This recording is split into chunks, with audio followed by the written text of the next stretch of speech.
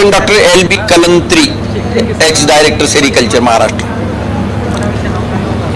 हाँ जी, ॲग्रोव्हिजन मध्ये मागील 10 वर्षापासून रेशीम शेतीवर आम्ही बोलत असतो।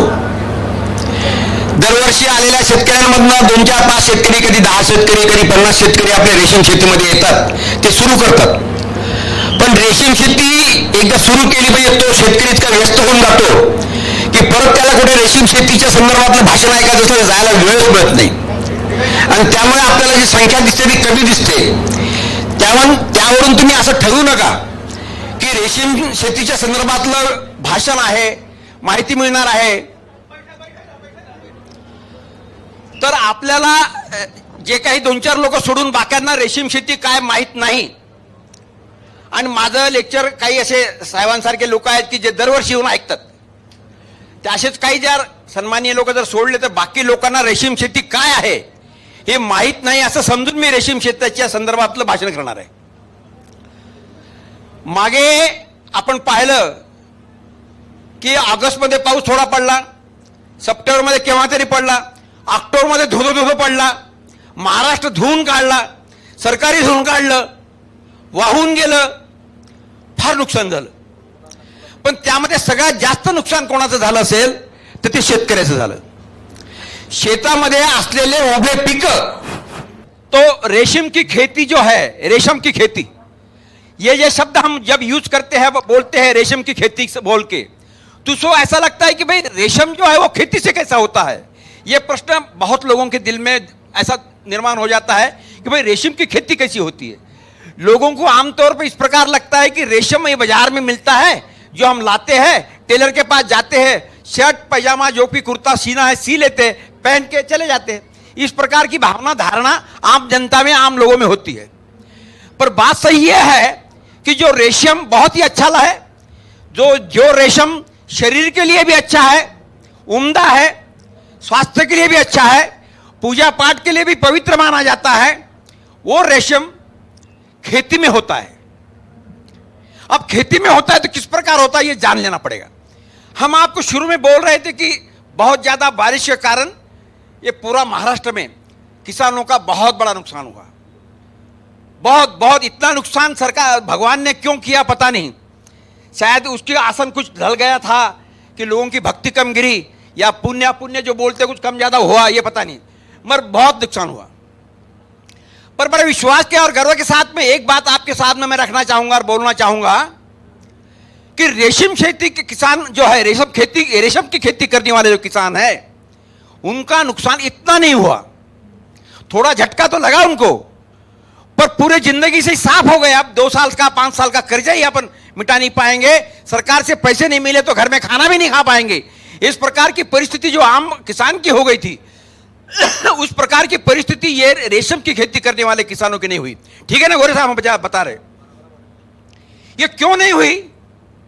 तो रेशम ये चीज ऐसी है, पहले ये आपको साफ कर दूं, बता दूं कि रेशम खेती जो होती है वो 2 हिस्से में होती है।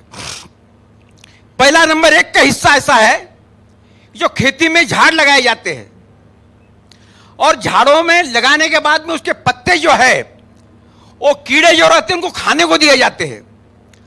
खाने के बाद में वो अपना काम शुरू कर देते हैं कि जिसको लाल बोलते हैं, सलावा बोलते हैं, वो बाहर छोड़ते हैं।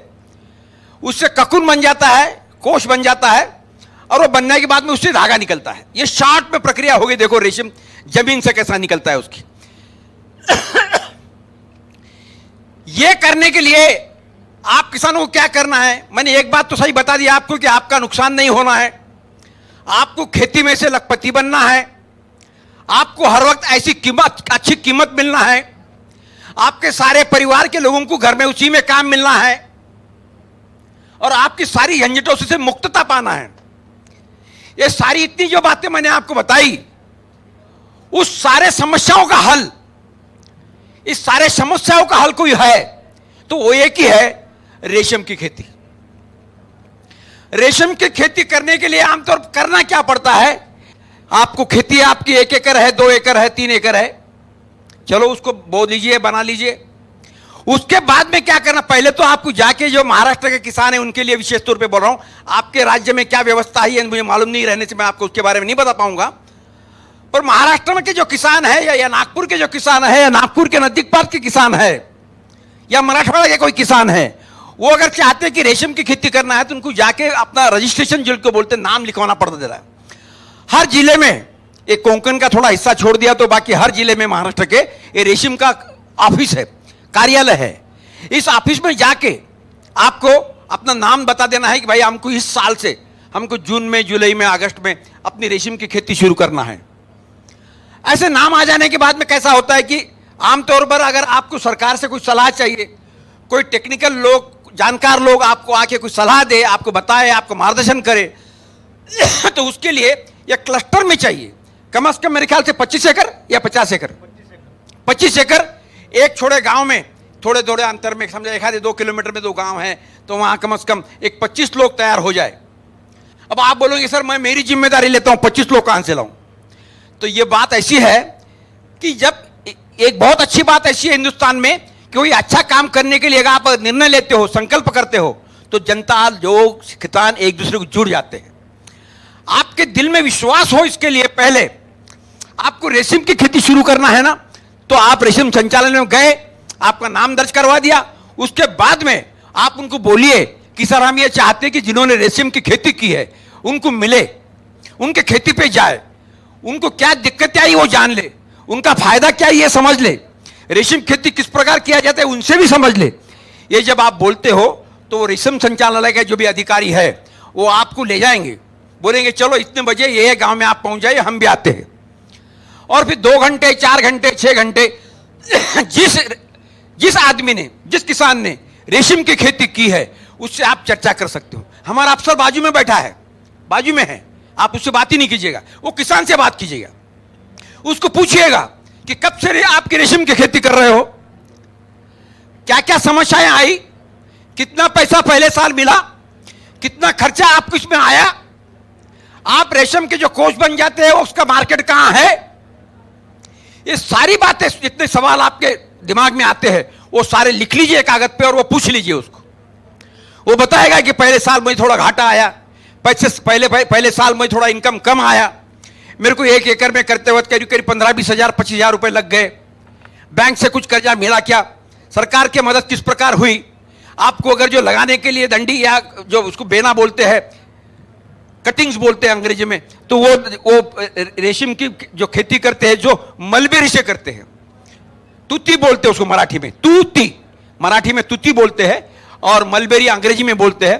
वो मलबेरी के कटिंग्स या सैपलिंग्स यानी छोटे छोटे रोपो, त्याला छोटे झाड़, वो आपको सरकार की तरफ से थोड़े पैसे आपने भरने जाने के बाद में मिलते हैं, सरकार वो व्यवस्था करता है। आपको किस प्रकार लगाना है, 5 बाय 3 बाय 2 के अंतर पे लगाना है और कोई अलग ढंग से लगाना है, किस प्रकार लगाना है उसका भी ज्ञान वो देते हैं। जो किसान ने किया उसकी भी वहां ले जाके आपसे बातचीत करवा देते हैं।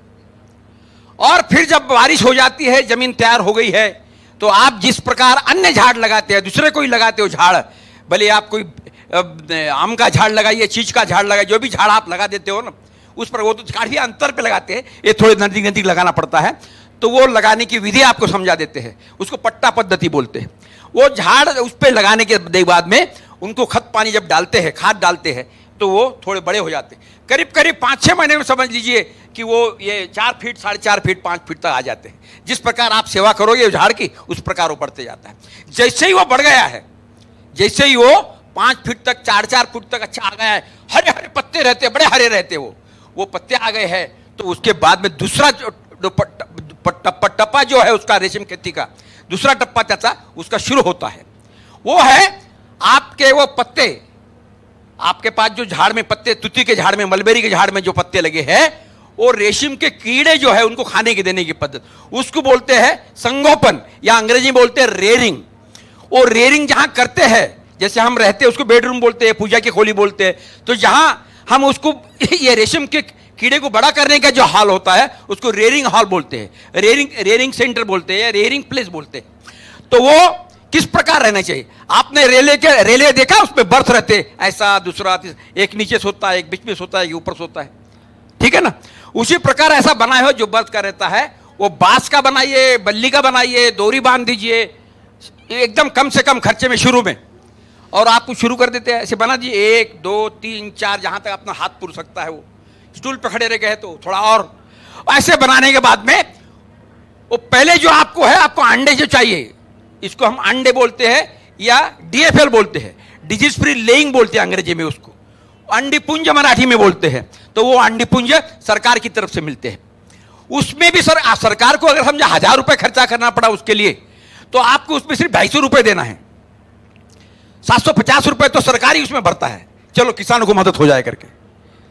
ये हो जाने के बाद में आपको बताते हैं वो, उसका भी ट्रेनिंग देते हैं। जैसे आपने लगाया पहले तो किस प्रकार लगाना है मलबेरी या तुती, जो ऐसे बताया उसी प्रकार बताते हैं कि अब ये कीड़ों का संगोपन कैसा करना। अपने घर में अपना छोटा बच्चा होता है, बेटी का रहिए अपना रहिए, अपने बेटे का रहने दीजिए, तो छोटे बच्चों को बड़े करते हो तो उसको आपको ध्यान देना पड़ता है। उसको पोलियो का इंजेक्शन भी देना पड़ता है, उसको दूध भी अच्छा पिलाना पड़ता है, उसको घोटी भी देना पड़ता है, उसको नहलाना भी अच्छा पड़ता है, उसकी मालिश भी करना पड़ता है ताकि वो तंदुरुस्त हो और अच्छा हो जाए। उसी प्रकार ये मलबेरी के आपके पत्ते आ गए तो जो कीड़े जो है वो उनकी भी सेवा करना पड़ता है। तो कीड़े डायरेक्ट नहीं मिलते हैं, वो अंडे मिलते हैं बहुत ही छोटे।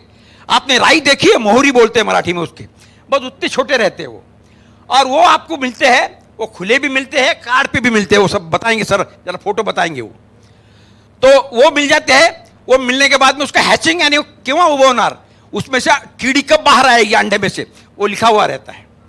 उसी दिन ब्लैक बॉक्सिंग यानी पूरा अंधेरा करके उसको करना पड़ता है। जो गुरुवे जी यहाँ आए वो आपको अच्छी ढंग से बताएंगे, यहाँ बैठे हैं। तो वो हो जाने के बाद में करीब करीब समझ लीजिए आज 27 दिन तक, 28 दिन तक, 25 दिन तक जैसा टेम्परेचर, जैसा तापमान रहेगा, जैसी आर्द्रता रहेगी, ह्यूमिडिटी रहेगी और टेम्परेचर रहेगा, उस बेसिस पे 25 से 27 दिन उसको अंडे तक वापस कोष बनने तक लगते हैं। ये सारे प्रक्रिया में उसको खाने को देना पड़ता है। वो कीड़ी तो बिल्कुल ऐसी छोटी रहती है, उसको एक टप्पा, 1 stage, 2 stage, 3 stage, 4 stage, 5 stage ऐसे फेजेस तक, मोल्ट बोलते हैं उसको, वहां तक पहुंचाना पड़ता है। अलग अलग स्टेजेस में उसको खान देने के लिए सिर्फ पत्ते ही खाती है।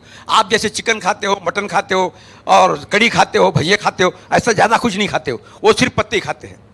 तो वो पत्ते उनको खाने के लिए देना है। वो कैसे देना है, पत्ते पत्ते देना तो उसमें बहुत मेहनत लगती है। काड़ी डाल देते हैं।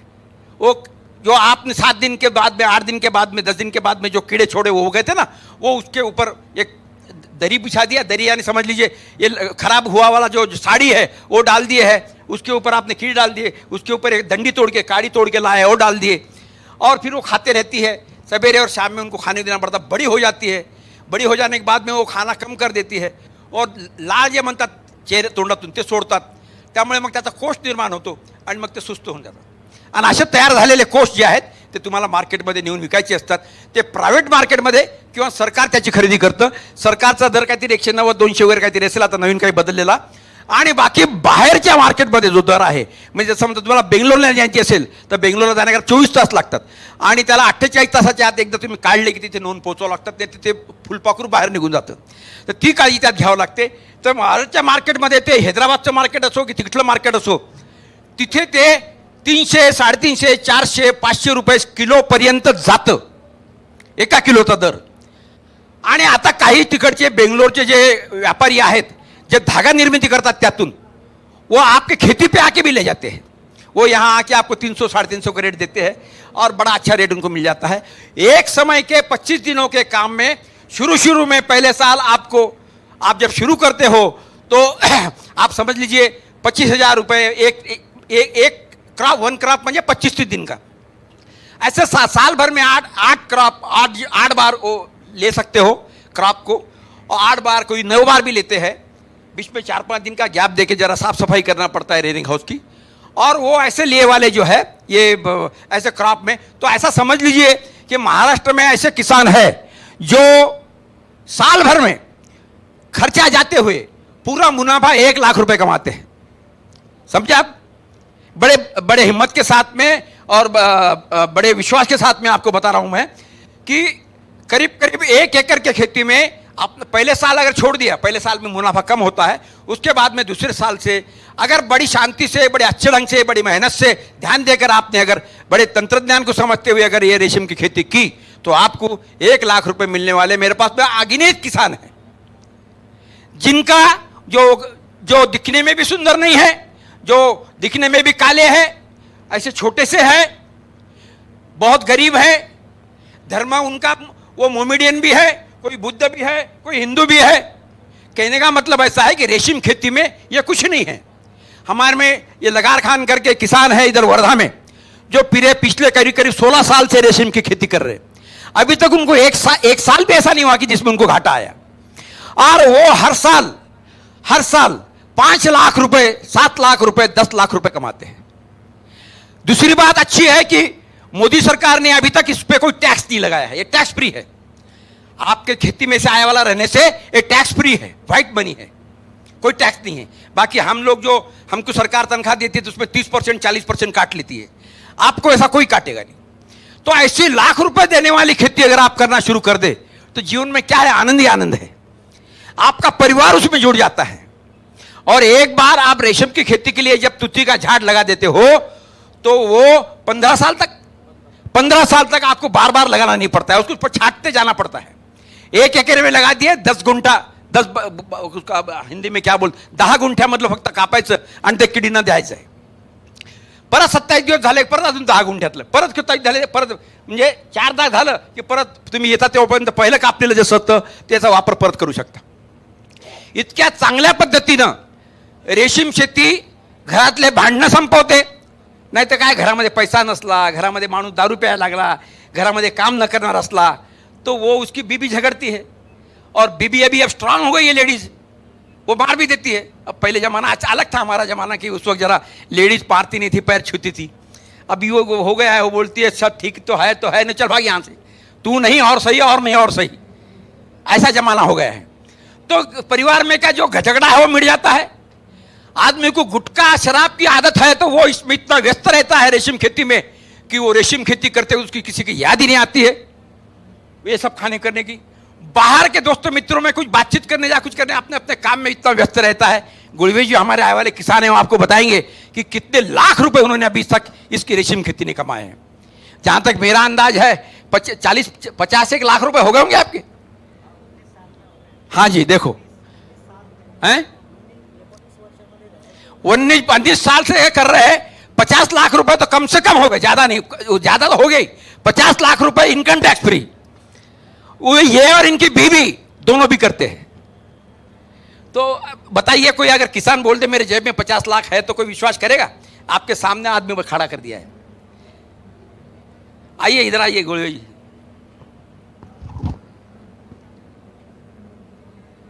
आइए, दिया या ना फूल दे. एक बार आप ताली बजाइए, जोर से बजाओ यार, ऐसा लगना चाहिए कि हाँ. अरे भाई, मैंने आधा करोड़ आदमी के आपके सामने हाजिर किया है. आधा करोड़ कमाने वाला आदमी खेती में से, काली खेती में से, अपनी मेहनत से, परिवार के साथ में लग के, इनकम टैक्स फ्री. और इससे क्या चाहेंगे हम लोग? और इनके साथ साथ करीब 150 से 250 लोग, ज्यादा 250 लोग इनका देख के रेशम खेती करते हैं. इन्होंने और क्या किया है? पिछले 3 साल से सरकार ने इनको काफी मदद की. उसमें से इन्होंने चौकी सेंटर बोलते हैं, यानी बाल कीड़ी संगोपन. ये जो हमारे इसमें अपन क्या करते हैं, अंडे लाते हैं, उसकी आली बनती है, ये डायरेक्ट आली सप्लाई करते हैं, सिल्कवर्मी देते हैं, डायरेक्ट देते हैं, और उसमें इनको पैसे मिलते हैं काफी. मेरे पास में महाराष्ट्र में ऐसे किसान है, कोई 10-20 किसान ऐसे है कि जो 1 महीने के क्रॉप में 3 एकड़ की उनके पास में खेती है, वो 1 एकड़ में 3 लाख रुपए 4 लाख रुपए महीने में लेते हैं.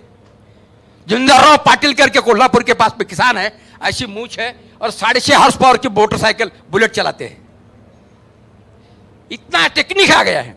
आप हमारे पास में जालना में जाओ, जालना में आपको हर घर में लखपति किसान बताऊंगा मैं आपको. जालना के पास में जाओ तो हर घर में इतनी समृद्धि देने वाला ये रेशम है.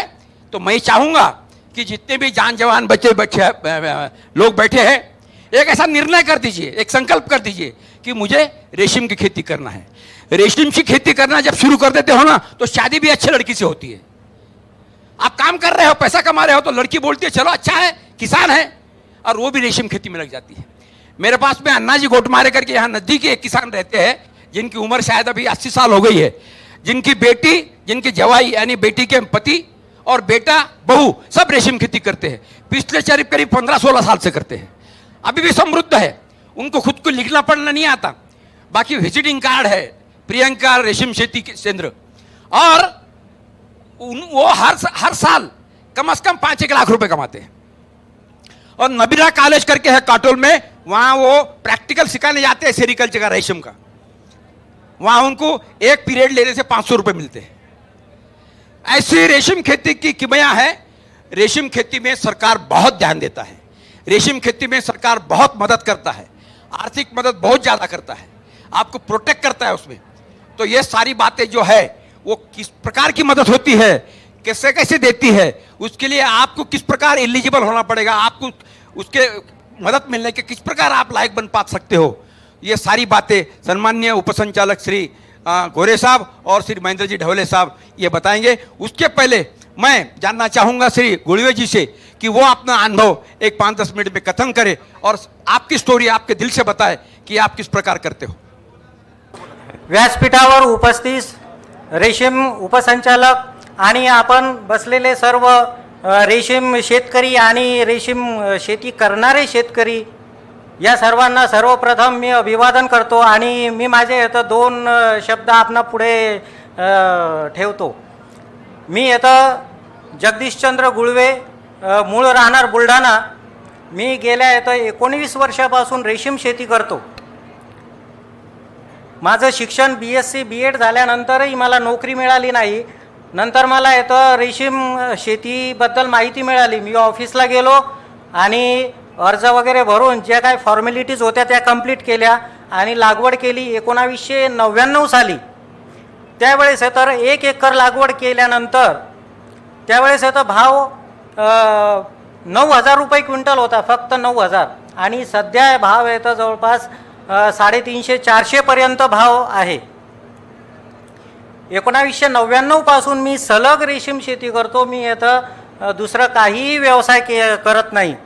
त्या मधल्या पिरियडमध्ये मी तर बुलढाणा जिल्ह्याचे जे अनेक जे चॅलेंज आहेत, म्हणजे अधिकारी लोकांनी दिलेले आणि इतरांनी दिलेले, ते सर्व मी इथं चॅलेंज पूर्ण केले।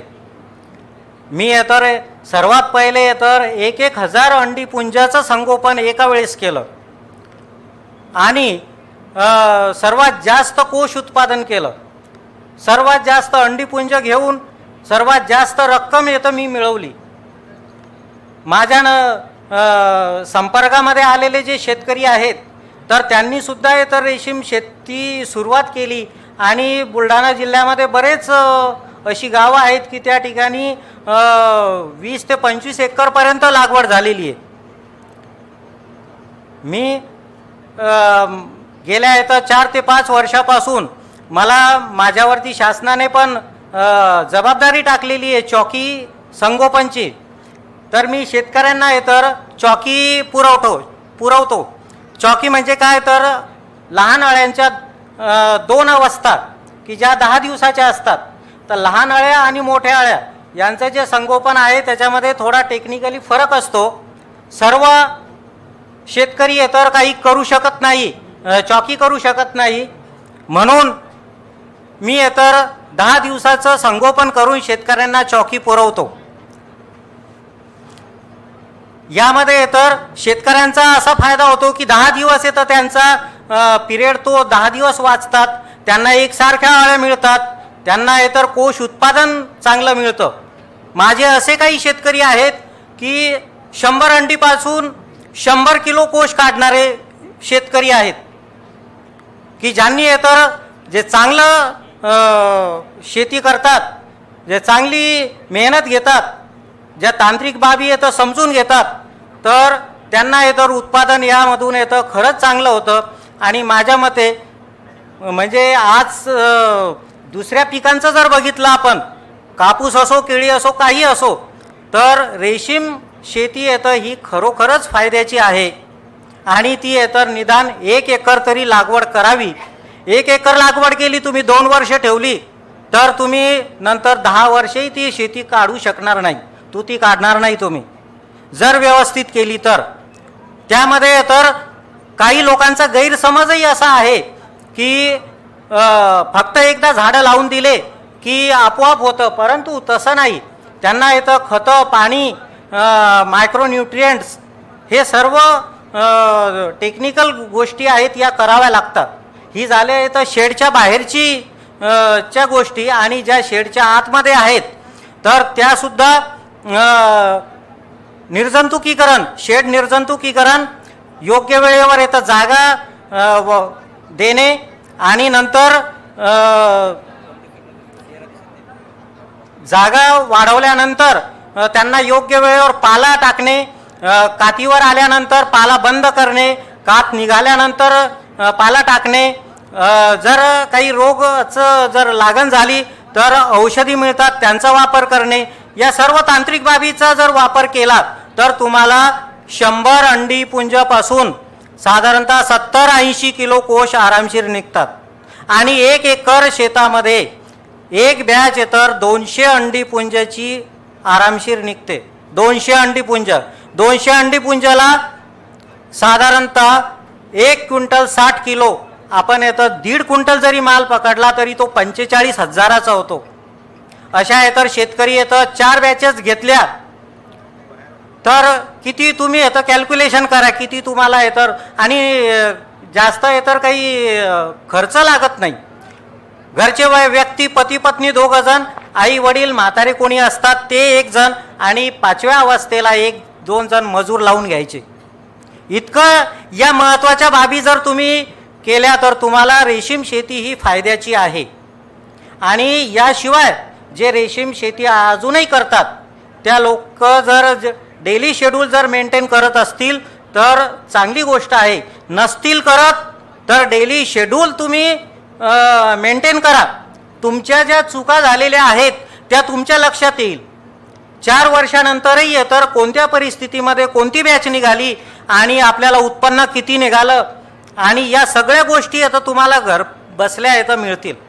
आज अधिकारी लोक सगळे आपल्या शेतावर येऊन, कीटक संगोपन केंद्रावर येऊन मार्गदर्शन करू शकत नाही, कारण त्यांच्या मागे पण अनेक व्याप आहेत. कार्यालयीन कामं त्यांचे असतातच. पण आपण आपलं डेली शेड्यूल आपण मेंटेन केलं पाहिजे. बरोबर येतं 2 महिन्यामध्ये तर पुढची बॅच आलीच पाहिजे. 2 महिने तरी जास्त झाले, 1.5 महिन्यामध्ये आणि येते. तुम्ही 2 वेळेस येतं मायक्रोन्यूट्रिएंट स्प्रे करा, खताचे डोस द्या, पाणी द्या, बरोबर येतं 1.5 महिन्यात बॅच येते. 10 दिवस येतं चौकीचे जातात. फक्त 21 दिवस तुम्हाला पाला टाकायचा आहे. शेडमध्ये फक्त 21 दिवस, 22-23व्या दिवशी येतं कोश येतं तयार होतात. 3-4 दिवसानंतर लावून येतं लगेच कोश कलेक्ट करायचे आणि मार्केटला न्यायचे. तर माझी अशी तर तुम्हाला विनंती आहे की तुम्ही तर 1 एकर लागवडीपासून सुरुवात करा. आणि याच्यामध्ये तर नवीन टेक्निक पण आलेला आहे. तुमच्याकडे थोडा पाला कमी पडला असेल तर समृद्धी नावाचे औषधं आहेत ते तर तुम्ही फवारून सगळ्या आळ्या कोशावर आणू शकता. नवीन टेक्निक आलेलं आहे, नवीन टेक्निकचा वापर आपण करू शकतो. नवीन तुतीच्या व्हेरायटी आहेत, नवीन अंडी पुंजाच्या व्हेरायटी आहेत. आपल्याला गव्हर्नमेंट ट्रेनिंगला सुद्धा पाठवू शकतं, किंवा ती तशी तुमची इच्छा असली पाहिजे. तर माझं असं म्हणणं आहे की मी फार माझ्याबद्दल काही सांगणार नाही. तुम्ही सुद्धा रेशीम शेतीमध्ये या आणि 1 एकर लागवडीपासून करा. तुम्ही जर तुम्हाला फायदा झाला तर पुढच्या वर्षी किंवा दुसऱ्या वर्षी तुम्ही अजून त्याच्यामध्ये वाढवू शकाल, किंवा शेती कमी असेल तर तीच कायम ठेवाल, किंवा त्याच्यामध्ये सातत्य ठेवाल तुम्ही. तर एवढं बोलून मी माझे 2 शब्द संपवतो. मला आयोजकांनी आणि मान्यवरांनी बोलण्याची संधी दिली त्याबद्दल मी सगळ्यांचे आभार व्यक्त करतो. तुमचे काही प्रश्न आहेत का? प्रश्न म्हणजे शेतकऱ्यांना विचारले तर प्रश्नाचं उत्तर व्यवस्थित देतील. घ्या, बोला. माझा नंबर आहे, मोबाईल नंबर 9823 90 1576. हॅलो साहेब, इकडे जे आपण रेशम बनवतो त्याला हवामान सूट होते का? हवामान आपल्याला सूट होत नसलं तरी आपण थोड्या कीटक संगोपनाच्या ज्या पद्धती आहेत त्याच्यामध्ये फेरबदल करू शकतो. साधारणतः जून जुलैमध्ये जर बॅच आली तर त्यावेळेस येतं ह्युमिडिटी जास्त असते, त्यावेळेस तर आपलं जो बेड एरिया आहे तो वाढवून द्यायचा आणि दुपारच्या वेळेस जर पाऊस नसेल त्यावेळेस येतं शेडचं जे हे असतं ग्रीन नेट असते, पॉलिथिन असतं ते वरती करून द्यायचं, शेड येतं हवेशीर ठेवायचं, चुन्याचा वापर जास्त करायचा. आणि नंबर 2, थंडीच्या दिवसात म्हणजे डिसेंबर जानेवारीमध्ये जर बॅचेस आल्या तुमच्या तर त्यावेळेस पॉलिथिनचा वापर करायचा, शेड येतर बंदिस्त ठेवायचं, दिवसा पाला जास्त टाकायचा, रात्री थोडा कमी टाकायचा. आणि नंबर 3, तिसरा जो भाग आहे तो उन्हाळ्याचा. मार्च एप्रिलमध्ये जर बॅच आली तर आपल्याकडे थोडा येतं पैशाचा इन्व्हेस्टमेंट करून आपण फॉगर्स लावू शकतो. फॉगर्स लावायची क्षमता आपली नसेल तर पाला संध्याकाळी म्हणजे रात्री जो टाकणार आहे तो संध्याकाळी टाकायचा, आपण संध्याकाळी टाकायचा, थोडा जास्त टाकायचा. आणि दिवसा जो टाकणार पाला आपण तर दिवसा कडक ऊन व्हायच्या अगोदर टाकून द्यायचा, म्हणजे झापड पडते, झापड असते त्यावेळेसच आपण शेतामध्ये गेलो पाहिजे आणि पाला आळ्यांना पडला पाहिजे, म्हणजे कडक ऊन व्हायच्या अगोदर आळ्या इथं पाला खाऊन टाकतील. म्हणजे असा जर आपण फेरबदल केला, निसर्ग बदलणार नाही, आपण बदललो पाहिजे. आपल्या ज्या पद्धती आहेत त्याच्यामध्ये थोडा फेरबदल केला तर 100% या वातावरणामध्ये सुद्धा आपली बॅच सक्सेस होते. अजून आजचे भाव काय आहे सर? आजचे भाव आहे तर साधारणतः 350-400 असतील. मी काही नेटवरती बघितलं, हां 350 ॲव्हरेज आहे. नेटवर तर 120च दाखवू लागले. तर ते थोडी व्हेरायटी कमी असेल.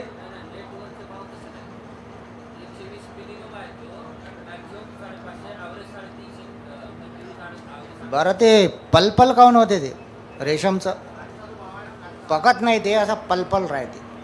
पलपल होत नाही ते काही जी जर मी 2 वर्ष केलेली आहे शेती. मग ते कोणतं गाव? गाव कोणतं? कारंजा लाड. कारंजा लावा. लाड. कारंजा लाड. वाशिम जिल्हा. तर काय नाव काय तुमचं? नरेंद्र ठाकरे. नरेंद्र ठाकरे. हा. 2 वर्ष केली. किती भाव भेटला तुम्हाला? किती DFL घेतले होते शेवटच्या पिकाला? 350 रुपये भेटले. हा. आणि ते पण माल पकत नाही, छोटा होते. 2 वर्ष केली, आता ते उपटून फेकून दिली. अच्छा. तुम्हाला सबसिडी वगैरे काय भेटलं? तुमचं सेट किती होतं तुमचं? शेड म्हणजे एवढं होतं. नाही, त्याला कसं आहे 100 DFL जर घेतले तर 800 स्क्वेअर फूट जागा पाहिजे. तुम्ही जर जास्त DFL घेतले, समजा एखाद्या घरात जर 10 लोक राहत असले, 20 लोक तुम्ही ठेवले तर गुदमरतो ना आपण.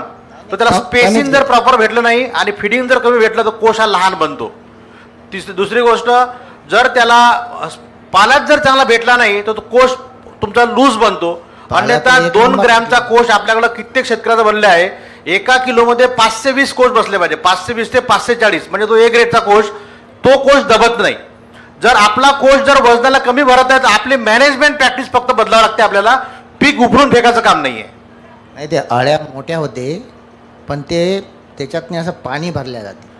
तो डिसीज आहे, तो ग्रॉसरी नावाचा डिसीज आहे, तो मॅनेजमेंट डिसीज आहे आपला.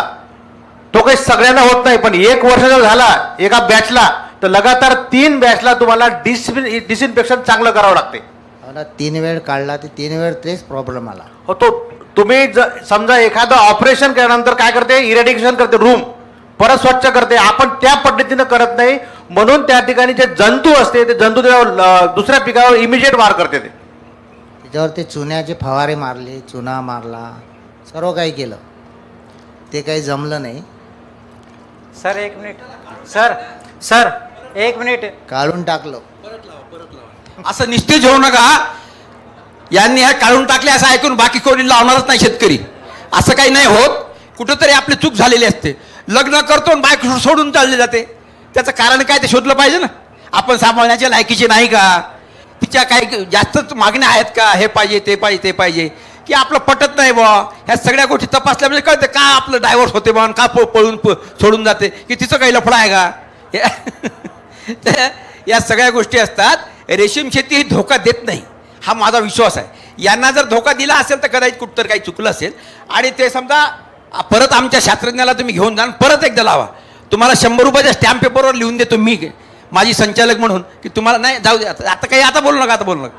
आता यांना माहिती दिला मी अजून बोलले मी ते काय लोकांना सरकारवर सर, एक तंत्रज्ञानावर टीका करायला आवडते तसं नको. चला बोला. हां सर, मला एक म्हणायचं, आता जे शेतकरी त्यांनी काढून टाकली, तर मी पहिले पण माझ्या बोलण्यामधून मी एक शब्द सांगितला की आपले काही गैरसमज आहेत की फक्त पाला त्यांना शेतामध्ये पिकवायचा आणि तो आणून टाकायचा, परंतु तो गैरसमज आहे. त्या पाल्यावरती 2 वेळेस मायक्रोन्यूट्रिएंट स्प्रे करा. मायक्रोन्यूट्रिएंटवर ते काही हजारो रुपये लिटरचे नाहीत. सेरेबुस्ट नावाचं स्प्रे अतिशय स्वस्त आहे. याशिवाय ते मिळालं नाही तर तुम्ही NPK 19-19-19 ते स्प्रे करू शकता. आणि जमिनीतून एक वेळेस येतं खतं द्यायचे. आणि पुन्हा एक महत्त्वाची गोष्ट अशी की प्रूनिंग करून घ्यायचं, साईडच्या फांद्या काढून घ्यायच्या, म्हणजे जे मेन शूट्स आहेत, मेन फांद्या ज्या आहेत त्या चांगल्या होतील. तुमचा पाला त्यामुळे तर चांगला उत्कृष्ट तयार होईल आणि तो अळ्यांना मिळेल. जर पाला चांगला असेल तर अळ्यांवरती रोग येणार नाही. आणि शेतकरी या ठिकाणीच चुकतो की एकदा का लागवड करून दिली की डबल येतं, महिनाभर येतं शेताकडे जाऊन पाहत नाही, फक्त फिरतो शेतामध्ये. माझा अनुभव आहे, मी येतं लोकांना अक्षरशः येतं प्रूनिंग कसं करायचं ते दाखवून देतो.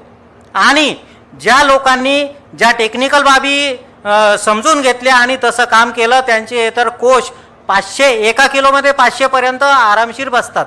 म्हणजे एक तुमचा पूर्ण पत्ता द्या. आणि तुमच्या समूहातील काही लोकांना असं वाटलं की आपल्या जिल्ह्यामधल्या आपल्या तालुक्यामधल्याला आत्माच्या अधिकाऱ्याला विनंती करा, तालुका कृषी अधिकाऱ्याला सांगा आणि मग त्याच्याकडनं एक बस करा आणि यांच्या शेतावर जाऊन पाहून या. थोडं दूर पडलं तर हरकत नाही, आपल्या जवळपासही आहे शेतकरी, पण जायचं असलं यांच्याकडे जाऊन या, यांच्याशी चर्चा करा. यांच्याकडून हे जेवू घालते तुम्हाला, जेवायची व्यवस्था वेगळी करायची गरज नाही. जेवू घालणे इतके समृद्ध झालेले आहे. पूर्ण पत्ता द्या. माझा पत्ता आहे तर जगदीशचंद्र गणेश गुळवे, जुना आजीसपूर रोड, बुलढाणा. जुना आजीसपूर रोड, बुलढाणा. आणि माझा मोबाईल नंबर पुन्हा एकदा नोंद करून घ्या, 98 23 90 15 76. कोणाला काही अडचण असली तरी मी फोनवर संपर्क करतो, फोन घेतो. मला अक्षरशः तर लांजेवार म्हणून शेतकरी आहेत नागपूरकडचे, त्यांचे नेहमीसाठी फोन येतात. ते तर मला विनंती करतात की चौकी पुरवा मला. व्हॉट्सअप ग्रुप सुद्धा आहे याचा. 2 व्हॉट्सअप ग्रुप आहेत रेशीम शेतीचे. हे रेशीमचे जे आपण झाडं लावतो, हो, तर हे जे सडक राहते आपली, म्हणजे आवक जावकची सडक जी राहते, हां हां. तर ते त्याच्यापासून किती अंतरावर लावायचे? आता आपलं शेतच जर का रस्त्याच्या जवळ असेल आणि आपण त्या ठिकाणी जर लागवड केली असेल तर आपण तर रस्ता बदलू शकत नाही. परंतु आपण तर त्याच्यामध्ये एक पर्याय करू शकतो, टेक्निकल आपण स्प्रिंकलर लावू शकतो. बऱ्याच लोकांनी लावलेले आहेत. माझं शेड नांदुऱ्याला येतं हायवेच्या जवळ होतं. हायवेच्या जवळ असल्यामुळे सुद्धा मी तिथून चांगला पाला तयार केला. फक्त एक पाला टाकायच्या अगोदर जे असतात स्प्रिंकलर ते तर 2-3 घंटे चालवले की सर्व धूळ येतं धुतल्या जाते आणि पानं येतं अतिशय स्वच्छ होऊन जातात, काही त्रास होत नाही. त्यामुळे तर ते शेत सुद्धा तुम्ही निवड करू शकता. आणि हे जे स्प्रिंकल केल्यानंतर किती तासांनी तो पाला टाकायचा? स्प्रिंकलर केल्यानंतर तुम्ही अर्ध्या 1 तासामध्ये पाला टाकू शकता, काही होत नाही. पाला येतं, पाणी निथळून जातं. भलेही येतं पावसाळ्याचे दिवस असतील तर डस्ट म्हणजे धुळीची येतं, धुळीचा प्रॉब्लेम येत नाही. फक्त हिवाळा उन्हाळ्यामध्येच प्रॉब्लेम येतो. तुम्ही येतं स्प्रिंकलर लावा, अर्ध्या तासामध्ये लगेच शेडमध्ये पाला टाकू शकता तुम्ही. त्यांना एकदम स्वच्छ आणि चांगला तजेलदार पाला मिळेल. बरं, तुमच्या इथं जर ट्रेनिंग घ्यायसाठी आम्ही आलो 7 ते म्हणजे किती 22 दिवसात ट्रेनिंग असेल बहुतेक तुमचं, म्हणजे सुरुवातीपासून 22 दिवस. हां, तर सुरुवातीपासून 22 दिवसाचं जर ट्रेनिंग घ्यायला आलो तर आमची राहायची सोय व जेवणाची सोय करू शकाल का? हो, करू शकतो. कारण मी आता चौकीचं ट्रेनिंग दिलेलं आहे. जळगाव खानदेशकडचे येतं सूर्यवंशी कंपनी, त्यांचे येतं 2-3 माझ्याकडे चौकीचं ट्रेनिंग घ्यायला आले होते. मी त्यांची व्यवस्था केली, राहण्याची खाण्यापिण्याची सगळी व्यवस्था केली. ठीक आहे. तुम्ही मला येतं पहिले संपर्क करा, मी सर्व व्यवस्था लावून येतं तुमचं येतं प्रशिक्षण करून देईल, परंतु ते अधिकृत होणार नाही, शासकीय होणार नाही. ते माझं आणि प्रायव्हेट शासकीय सुद्धा ते होऊ शकतं. हा. आणि तुम्ही ते 20-21 दिवस राहता त्याचं मानधन सुद्धा मिळतं तुम्हाला सरकारकडून. काही तुमची मजुरी बाची मोडली सरकारकडं यांची शेतकऱ्याची तर त्याला पैसे सुद्धा मिळतात वरती, साहित्य सुद्धा मिळतं वाचण्याचं वगैरे. बरीच व्यवस्था आहे रेशीम संचालनातर्फे. मी अजून कोणी शेतकरी आहे का ज्यांना प्रश्न आहे? इथंच थांबा म्हटलं, मोमेंट वगैरे द्यायचे ना तुम्हाला. हं? ए ते योजनेमध्ये सांगतील सांगतील तुम्हाला. कोणाला प्रश्न आहे अजून? नाही म्हणजे दुसरं सुरू करतात सरकारच्या योजना. अजून कोणी रेशीम शेतकरी आहे इथे जे यांच्यासाठी शेती करतात? असतील तर या इकडे. रेशीम शेतकरी आहे कोणी अजून? या ताई या. तुम्ही करताय प्रश्न? ओके काय? सर, माझा स्वयंसहायता बचत समूह आहे, श्रीकृष्ण स्वयंसहायता महिला बचत समूह. त्यातर्फे आम्ही 10 महिला मिळून हा उद्योग करू शकतो. त्यामध्ये काही सरकारी योजना असतील तर कळवा. मॅडम, आपण कोणत्या तालुक्यामध्ये राहता? पारशिवनी तालुका. पारशिवनी तालुका आहे. आमच्याकडे पारशिवनीला उद्योग सुरू आहे. बचत गटाचं आम्ही स्वागतच करतो. आमचं जिल्हा रेशीम कार्यालय आहे. जिल्हा रेशीम कार्यालय नागपूरलाच आहे, शीतला माता मंदिर जवळ. तिथे पाडवी साहेब आहे, त्यांचा नंबर तुम्हाला मी सांगतो. त्यांच्याशी तुम्ही कॉन्टॅक्ट करायचा आणि तुम्हाला स्पेशल आम्ही बचत गटाला प्रशिक्षण देऊ. आम्ही तुमचं ज्या ठिकाणी बचत गट ज्या गावात असेल त्या गावात तुम्हाला आम्ही प्रशिक्षण देऊ. आणि फक्त बचत गटाकडे शेती असली पाहिजे मेंबरकडे. आमचं स्वागतच आहे. तुम्ही एक नाही, आम्ही 10 बचत गट जरी तुमच्या गावातून आले तरी आम्हाला कोणाची परवानगी घ्यायचं काम नाही आहे. संचालनाची परवानगी आम्हाला दिलीच आहे. बचत गटाला एम्पॉवर करायचं शासनाचं सुद्धा धोरण आहे. बचत गटाच्या जर महिला आल्या तर तुम्हाला जागेवर आम्ही प्रशिक्षण देऊ. ती आमची जबाबदारी आहे. तुम्हाला नागपूरला यायचं काम पडणार नाही. फक्त बचत गटाच्या महिलाकडे जमीन असली पाहिजे आणि त्याच्याकडे पाण्याची सोय असली पाहिजे. दुसरा याच्यामध्ये जर पाहिलं, हा पाडवीचा नंबर घ्या निवडून, 8208915059 पाडवी साहेब. आमचं महारेशीम अभियान हे जवळपास या डिसेंबर महिन्यात सुरू होईल. त्यावेळेसच आमची नोंदणी होते फक्त 15 दिवसात. त्याच्यानंतर नोंदणी होत नाही. नोंदणी झाली की आमचं सगळं काम सुरू होते. तुमच्या सोबतचे जेवढे काही बचत गट इच्छुक आहे तेवढ्यांना तुम्ही कॉन्टॅक्ट करा आणि माझा पण नंबर लिहून घ्या, 9421707948 महेंद्र ढवळे. मला जरी SMS टाकला तर 94-217-07948 महेंद्र ढवळे. आणि तुम्हाला जर याच्यावर मला फक्त SMS जरी टाकला तरी तुमची समस्या सॉल्व्ह होऊन जाईल. धन्यवाद. आता आपले कोणाचे काही प्रश्न नाही असं समजून शासकीय योजना ज्या आहेत त्या संदर्भामध्ये बोलण्याकरता म्हणून मी सन्माननीय श्री ढवळे साहेबच सांगतील. महेंद्रजी ढवळे एक अतिशय उत्कृष्ट अधिकारी आहेत. त्यांच्याकडे अमरावती आणि पलीकडचे बाकी सगळे जिल्ह्याचे सहाय्यक संचालक आहेत त्या अमरावती विभागाचे. माननीय उपसंचालक साहेब आहे, संचालक साहेब सांगतील. संचालक साहेब. अच्छा, उपसंचालक साहेब सांगतील. आणि माझा नंबर आणि नाव काही काम पडलं एवढे ओरडले सर, पण आम्हाला अडचण आली तर कोणी मदत करायलाच नव्हतं. नाव माझं captain doctor LB Kalantri. LB Kalantri. आणि मोबाईल नंबर 9422101565. तुम्हाला काही अडचण आली, एवढं भाषण ऐकलं आणि त्याच्यानंतर सुद्धा काही माहिती पाहिजे असली विचारा. माझ्याकडे असली तर मी देईन किंवा ज्याच्याकडे आहे त्याचा नंबर तुम्हाला देईन. काही मला 10 वर्ष रेशीम संचालक म्हणून निवृत्त झाले. महाराष्ट्र राज्याचा रेशीम संचालक म्हणून मी 2010 मध्ये निवृत्त झालो. आता वय 70 वर्ष आहे. परंतु आपल्याला असलेलं जे काही माहिती असेल ती शेतकऱ्यांपर्यंत पोहोचावी हा त्याचा हेतू असल्यामुळे मी इथे येऊन ॲग्रो व्हिजनमध्ये सन्मान्य गडकरी साहेबांची इच्छा असते की बाबा रेशीम शेती महाराष्ट्रामध्ये विदर्भामध्ये वाढली पाहिजे आणि त्याकरता त्यांचा सतत प्रयत्न असतो. त्यामुळे आपण हे भाषणाचं काम करतो. तुम्हाला कधी अडचण आली सांगा. शासनही तुमच्या पाठीशी आहे, ते कोणाची असू द्या. आणि रेशीम संचालक तुमच्या पाठीशी आहे आणि आमच्यासारखे कार्यकर्ते तुमच्या पाठीशी आहेत.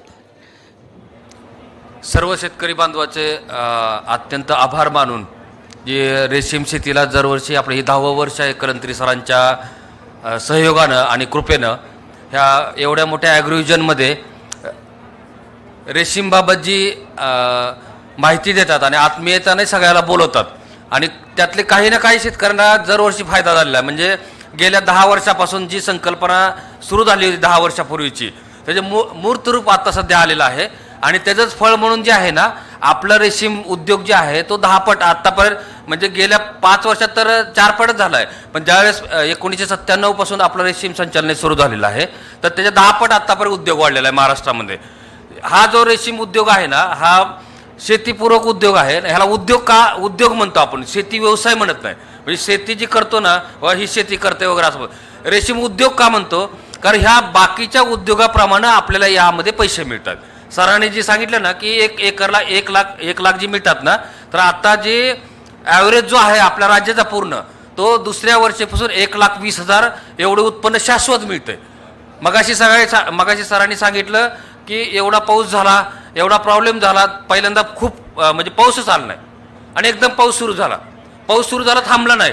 म्हणजे ज्यावेळेस पाऊस नव्हता त्यावेळेस पण आपल्या बाकीची पिकं गेली, आणि ज्यावेळेस पाऊस आला त्यावेळेस पण जी पिकं राहिली होती ती पण गेली. पण रेशीम कशासाठी टिकून राहिलं? पाऊस नव्हता त्यावेळेस फक्त ती झाड जी उगवलं होतं, म्हणजे रेशीमचं जी तुती उगवली होती त्याची पानं गळली, वाळून गेलं ते. पण पाऊस आला त्यावेळेस फुल त्याला फोलेज आला, म्हणजे त्याला पुन्हा पानं आली, आणि पुन्हा जास्त पाऊस आला तसंच टिकून राहिलं ती, त्यातली पानं गेली. पाऊस थांबला, पुन्हा फोलेज आलं, आता पुन्हा रेअरिंग सुरू झालं. म्हणजे बघा, कुठल्याही क्लायमॅटिक कंडिशनचा, म्हणजे कुठल्याही प्रॉब्लेमचा रेशीम शेतीवर जास्त परिणाम होत नाही.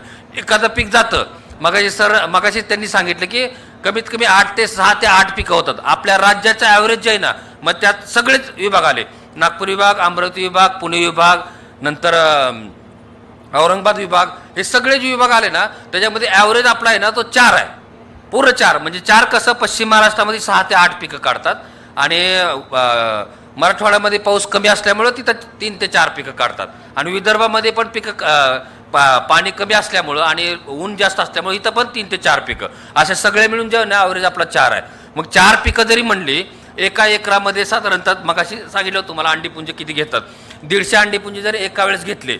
मगाशी जो प्रॉब्लेम त्यांनी सांगितला होता ना, त्याच्यामध्ये एक असा असेल की त्यांची 1 एकर शेती असेल आणि अंडीपुंज जास्त घेतली असतील, आणि शेवटी पाला कमी जास्त झाला की मग शेवटी आळ्याला ज्यावेळेस त्याला मेन फिडिंगची स्टेज येते आणि पाला जर कमी पडला तर त्याला तेवढी ताकद, म्हणजे ती जेवढं आतमध्ये तिच्या लार्वात म्हणजे लाळ तयार होती ना, ती बाहेर टाकण्याची क्षमता कमी असल्यामुळं मग ती लिचपीची आळी होती. म्हणजे ही उद्योग जे आहे ना, टेक्निकल बाबीवर अवलंबून असल्यामुळे पूर्ण ट्रेनिंग घेऊनच करायचं आहे. ह्यात एक 4-5 स्टेप्स साध्या सुद्धा सांगतो. मी काय म्हणतो, आपले आता सध्या जेवढे शेतकरी आहेत ना, किंवा जे अधिकारी लोक असतील, कुठं तर काम करणारे कर्मचारी असतील किंवा अधिकारी असतील, माझी एकच सगळ्यांना रिक्वेस्ट आहे की आपल्याबरोबर जिथं आपण जाचाल, आपल्याबरोबरची जी 4-5 शेतकरी आहेत त्यांना जरी दिलं तरी 25 शेतकरी 50 शेतकरी आहे ना, त्याचं मल्टिप्लिकेशन 4 केलं 200-250 शेतकरी होतील. फक्त बेसिक सांगतो मी तुम्हाला. महारेशीम अभियान म्हणणारी एक संकल्पना आहे आमची, ज्यामध्ये पूर्ण राज्यामध्ये एकाच वेळेस सर्व शेतकऱ्यांना प्रचार प्रसिद्धी, म्हणजे शासनाच्या योजना आणि रेशीमबाबत जे फायदे आहेत हे एकत्र सांगितलं जातं. हे 10 ते 15 दिवसाचा प्रोग्राम असतो. त्या प्रोग्राममध्ये आपले 120 क्लस्टर आहेत राज्यामध्ये, म्हणजे प्रत्येक जिल्ह्यामध्ये हा मोठा प्रोग्राम राबवला जातो. त्यामध्ये सगळ्या शेतकऱ्याकडून नोंदणी करून घेतली जाते. म्हणजे तुम्हाला रेशीम उद्योग करायचा का, शासन त्यावेळेस 500 रुपये घेतं. म्हणजे बघा, उद्योगासाठी तुम्हाला जास्त पुढं फॅसिलिटी द्यायचे, म्हणून तुम्हाला रजिस्ट्रेशन करताना आम्ही 500 रुपये घेतो, रितसर पावती देतो. ही पहिली स्टेज काय की क्लस्टरमध्ये आपण ही योजना राबवतो. क्लस्टरमध्ये कशासाठी की तुम्हाला सर्व बाबींचा म्हणजे पुढं तांत्रिक नॉलेज देणं, तुम्हाला अंडीपुंज पुरवणं, तुम्हाला सगळी सेवा सुविधा उपलब्ध करून देणं. अगोदर तर आमच्याकडे कर्मचारी कमी आहेत, त्यामुळे क्लस्टरमध्ये म्हणजे एक समूहामध्ये राबवतो, आणि प्रत्येक जिल्ह्यामध्ये समूह आहेत. त्यामुळे कुठं ना कुठं समूहामध्ये, आणि समूह जरी नसला, उदाहरणार्थ समूह नसला, कुठल्या तरी एका तालुक्यात असेल, तर तिथून जर 25-30 लोक एकत्र आली आणि त्यांनी जर रजिस्ट्रेशन केलं तर त्या आम्ही ॲडजस्टंट समूहाला जोडून देतो. म्हणजे कोणाची अशी गैरसोय अजिबात होणार नाही. ही पहिली स्टेप. दुसऱ्यांदा रजिस्ट्रेशन झालं, 500 रुपये रजिस्ट्रेशन करून तुम्हाला रजिस्ट्रेशन नंबर मिळतो. नंतर आम्ही तुमच्यासाठी प्री प्लांटेशन ट्रेनिंग करतो. प्री प्लांटेशन म्हणजे रेशीम उद्योग काय त्याचं बेसिक नॉलेज देतो. ही एक जिल्हा वार्षिक योजने म्हणणारी एक योजना शासनाची, त्याच्यामध्येच आपल्याला हे इन्क्लूड आहे की प्री प्लांटेशन ट्रेनिंग देतो तो तुम्हाला. म्हणजे रेशीम काय आहे, कशी लागवड करायची, बेनाने लागवड का करू नये, रोपाने लागवड का करायची, रोपाने लागवड केल्यावर किती पर्सेंटेज आपल्याला सर्व मिळतं, एका एकरामध्ये किती लागवड करायची, एका एकरामध्ये साधारणतः 5500 रोपं बसतात ना, मग कसे लावायचे, 5x3x2 वर लावायचे, कशा पद्धतीने लावायचे, त्याचं संगोपन कसं करायचं आणि किती दिवसात तुमचा फोलेज येणार, म्हणजे रेशीम किती दिवसात आपण घेणार. रेशीम कसं आहे माहिती आहे का, 2 प्रकार आहेत ह्याच्यामध्ये. कसं आहे की तुम्ही झाडं म्हणजे 5500 रोपं लावायची, 3 ते 4 महिन्यात तुम्ही व्यवस्थित त्याला शेणखत, नंतर बाकीचे मायक्रोन्यूट्रोन, बाकीचे सगळं गांडूळ खत वगैरे जेवढं काय मॅक्झिमम देता येईल तेवढं द्यायचं.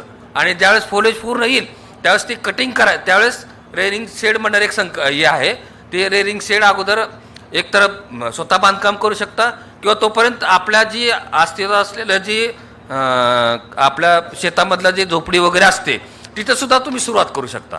रेअरिंग शेडला पैसे जास्त लागतात ही मान्य आहे, तरी सुद्धा तिथं सुद्धा आपण एखादी जो कोपट वगैरे बांधलेत असते तिथं सुद्धा बेड टाकून आपण करू शकतो पहिल्या स्टार्टला सुरुवात.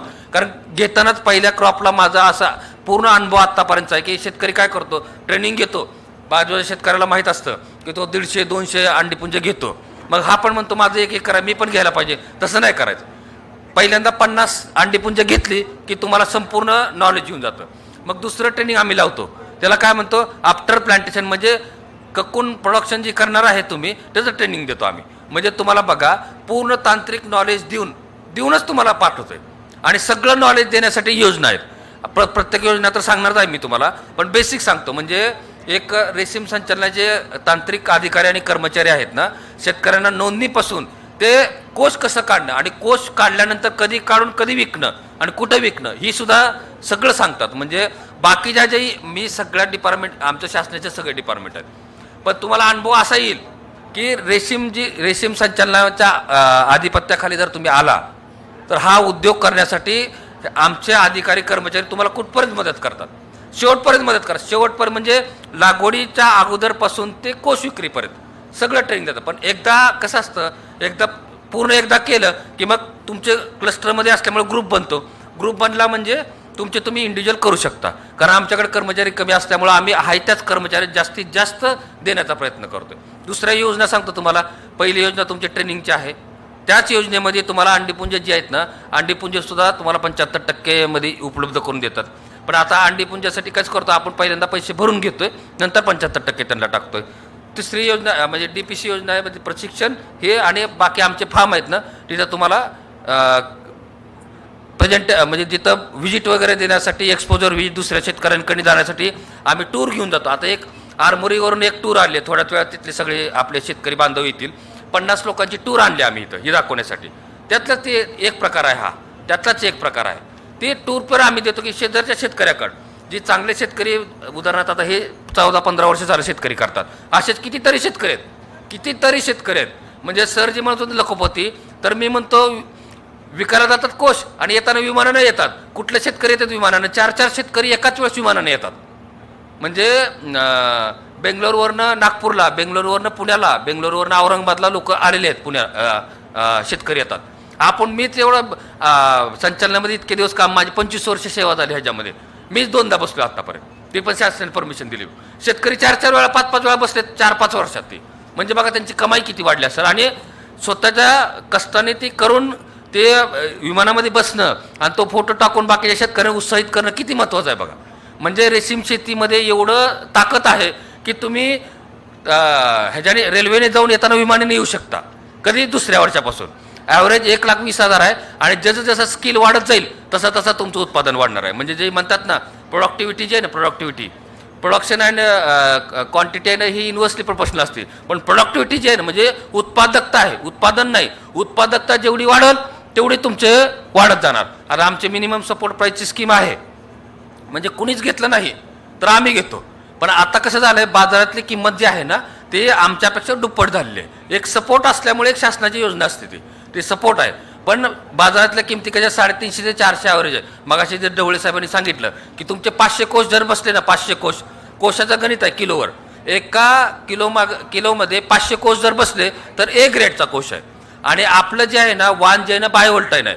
तर जी आता ऑटोमॅटिक रिलिंग केंद्र जी उभारणी करायला लागले एवढे शासन, म्हणजे आंध्रामध्ये आहेत, आपल्या महाराष्ट्रामध्ये आहेत, नंतर कर्नाटकमध्ये आहे, त्यांना फक्त तोच कोष लागतो, म्हणजे बायव्होल्टाईन कोष आणि ए ग्रेडचा कोष लागतो. तर तुम्हाला 100% जास्त रक्कम मिळणार. आपल्या लोकांची कर्नाटकमध्ये वाट बघतात कधी येतात म्हणून. दुसरी योजना आहे मनरेगा. ही मनरेगा योजना म्हणजे कसं आहे की महात्मा गांधी राष्ट्रीय योजना आहे ना, ग्रामीण रोजगार हमी योजना, त्या योजनेमध्ये जे सीमांत शेतकरी आहेत, SC ST शेतकरी आहेत, त्यांच्यासाठी आणि ओपन शेतकरी ज्यांना 5 एकराच्या आतले शेतकरी आहेत ना, त्यांच्यासाठी ती योजना लागू आहे. तर त्यानुसार आपण त्यांना 1,02,92,000 एवढं 3 वर्षासाठी अनुदान देतोय.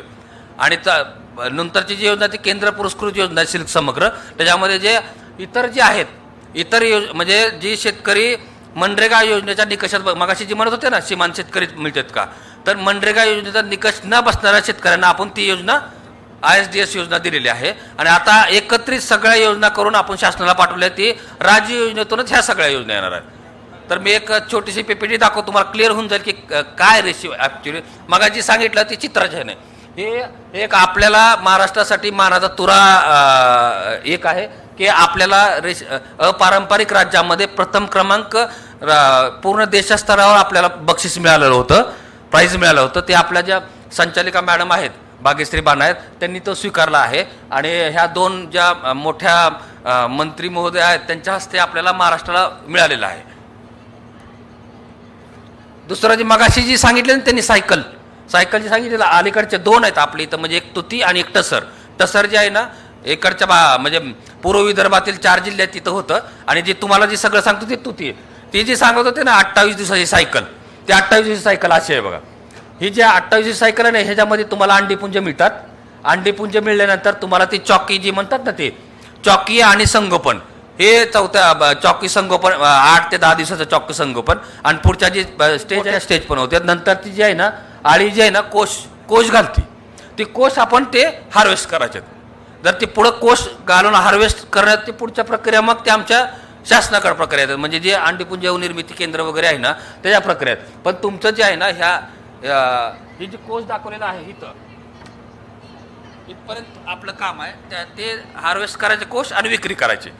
आणि विक्री करण्यासाठी सुविधा सांगतो, विक्री करण्यासाठी जी सुविधा आहे ना, ते आता रामनगरला जात होते, पहिल्यांदा AP मध्ये जात होते, पण आता आपल्याच कोश आपल्या इथं प्रक्रिया होण्यासाठी आपण सुरू केलेलं आहे बाजारपेठ. एक जालन्याला कृषी उत्पन्न बाजार समितीमध्ये आणि एक बारामतीला कृषी उत्पन्न बाजार समितीमध्ये आपण त्यांना दिलेलं आहे. तिथं तुम्ही कधी पण कोश घेऊन गेला तर तुमची विक्री होती. याच्या व्यतिरिक्त आता पूर्णा बाजार समिती, नंतर पैठण बाजार समिती यांना आपण परमिशन दिलेलं आहे. आता विदर्भामध्ये म्हणजे अमरावती आणि याच्या रिजनमध्ये ह्यांना रिजनवाल्यांना प्रादेशिक रिजन सहाय्यक संचालक आहेत ना, त्यांना आम्ही सांगितलं की इथं एखादं मार्केट जर झालं तर ते उत्तमच आहे, इथल्या शेतकऱ्यांना इथं सोय होईल. ते मार्केटमध्ये कोश घेऊन गेल्यानंतर तुम्ही आता जे विक्री करणार आहे मार्केटमध्ये त्याच्यावर सुद्धा 50 रुपये अनुदान मिळणार आहे. ती शासनाने आपल्याला GR रुपये आपल्याला मान्यता दिलेली आहे. मगाशी जी सांगितलं होतं रेशीम उद्योगचं ते आता रिपीट करत नाही मी, पण ही जे ना रेशीम उद्योग आहे ना, पाला आळ्या खाते, त्यापासून कोश उत्पादन करते, आपल्या इथं ही आहे या किती टक्के वगैरे जे आहे ना त्या सगळ्या बाबी आहेत. ह्या मगाशी तुम्हाला टेक्निकल बाबी सांगितल्या, पण ह्यातलं सगळ्यात महत्त्वाचं जर म्हणलं ना आपण, सगळ्यात महत्त्वाचं म्हणलं तर बघा तुम्ही की अपारंपरिक रेशीम उद्योग राज्यामध्ये महाराष्ट्र राज्याचा प्रथम क्रमांक आहे. म्हणजे काय की तुम्ही शेतकरी बांधवांनी वाढवलेला आहे म्हणूनच आपण प्रथम क्रमांक आहे ना. 6 अपारंपरिक राज्य आहेत त्याच्यामध्ये आपण प्रथम क्रमांक आहे. जर शेतकऱ्यांनी केलं म्हणूनच अपारंपरिक राज्यामध्ये आपण प्रथम आलेलो आहे. त्याच्या पुढचं जे सांगतो ना वैशिष्ट्य बघा किती सोपे वैशिष्ट्य आहे बघा. शेतकऱ्याचे उत्पन्न दुप्पट करतोय आपण, दुप्पट 100% हमी आहे. 100% मी सांगतो 3ऱ्या वर्षात हिचा अनुभव आहे. मग अशीच सांगितलं त्यांनी की दुप्पट होतंय म्हणजे होतंच. 3 वर्ष फक्त तुम्ही केलं पाहिजे, आपल्याला 3 वर्ष केलं पाहिजे. नंतर बघा आत्महत्या रोखणारा उद्योग आहे यवतमाळ जिल्ह्यामध्ये. आत्ता सध्या यवतमाळ जिल्ह्यामध्ये ढवळे साहेबाच्या अंडरखाली तो जिल्हा आहे. आणि तिथं जे रेशीम विकास अधिकारी आणि तिथले जे नरवाडे साहेब वगैरे त्यांनी इतका बेल्ट कन्वर्ट झालेला आहे यवतमाळ जिल्ह्यामध्ये. तर इतकं आता सध्या विदर्भामध्ये 1 नंबर यवतमाळ जिल्हा आहे जिथं आत्महत्या जास्त आहेत. पण तिथं कन्व्हर्जन्स रेशीम शेतीमध्ये व्हायला आहे म्हणून कितीतरी लोकांनी अफाट पैसा कमवला आहे. तुम्ही कधी पण यवतमाळ जिल्ह्यामध्ये जाऊ शकता, विचारू शकता. 3रं बघा पर्यावरणपूरक उद्योग. ह्याच्यामध्ये कुठलीही हानी नाही. ह्याच्यामध्ये तुमच्या तुती झाडावर काहीच फवारणी वगैरे काही नाही, त्याला काय होत नाही, फवारणी वगैरे काहीच करायची नाही. फक्त तुम्हाला मातीमध्ये व्यवस्थित ही द्यायचं आहे. एकदा माती परीक्षण झालं की काय द्यायचं ठरलं आपलं, मातीमध्ये काय काय द्यायचं त्याप्रमाणे दिलं तर ते पुढचं उद्योग चालतंय. जास्त त्याच्यामध्ये फवारणी वगैरे जी बाकीसारखी करायची काय आवश्यकता नाही. पुढचं बघा, गारपीट आवर्षण ती तर मगाशी सांगितलंय, ही तर लिहिलेलंच आहे. नंतर हवामानातील बदल आता जो झाला ना, काय नाही, एकदम थंडी पडली, काय प्रॉब्लेम नाही, काय प्रॉब्लेम नाही त्याला. त्यात फक्त टेम्परेचर एकतर वाढवायचं किंवा कमी करायचं. वाढवायचं असेल का वाढवायचं असेल तर पूर्ण क्लोज करा ते तुमचं जे शेड नेट, आणि त्यातून आतमध्ये जर असे पालं टाकले की तुमचं ॲटोमॅटिक, आता जसं आपल्याला उकडते आतमध्ये बघा तुम्ही, कारण रात्री थंडी, आता आपण हे ओपन केलं की पूर्ण लगेच थंड होतं. तसं आहे फक्त ग्रामीण भागात प्रचंड. ग्रामीण भागात 1,20,000 एका एकराला जर ॲव्हरेज आत्ता पूर्ण राज्यात बरं का, त्यात विदर्भ आला, मराठवाडा आला, सगळं